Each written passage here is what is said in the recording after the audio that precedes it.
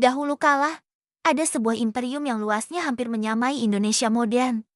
Tapi tanpa campur tangan satupun tentara Eropa, imperium yang menguasai emas dunia. Dengan universitas yang jauh lebih maju dari Eropa abad pertengahan.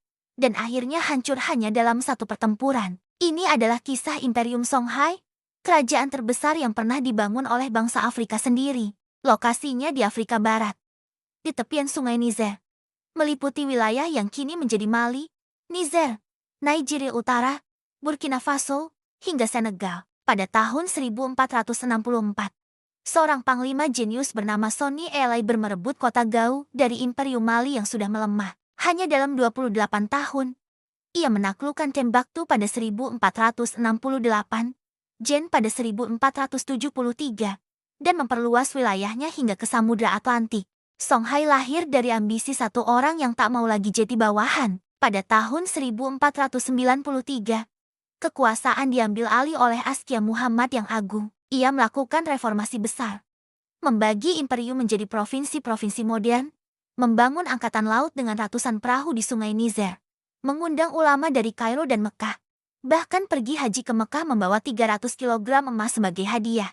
Timbuktu menjadi pusat ilmu pengetahuan dunia Islam, dengan 25.000 mahasiswa dan ratusan ribu manuskrip tentang matematika, astronomi, dan kedokteran. Saat Eropa masih terbakar perang agama, Songhai sudah punya sistem pajak, polisi, dan pengadilan yang terstruktur.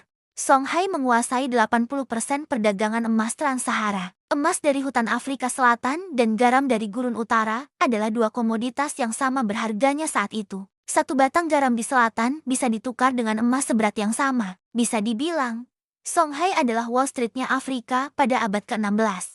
Tapi setelah Askia Muhammad wafat, anak cucunya berebut tahta. Perang saudara meletus selama puluhan tahun. Pada tahun 1591, Raja Maroko, Ahmad Al-Mansur, mengirim hanya 4.000 tentara. Namun, mereka membawa senjata api modern. Di pertempuran Tondibi, 40.000 prajurit Songhai yang masih memakai tombak dan panah kalah telak dalam hitungan jam. Timbuktu dijarah, Gao dibakar, dan Askia Ishak kedua dieksekusi. Imperium terbesar Afrika runtuh hanya dalam satu musim. Songhai bukan milik satu suku saja, melainkan milik seluruh Afrika Barat.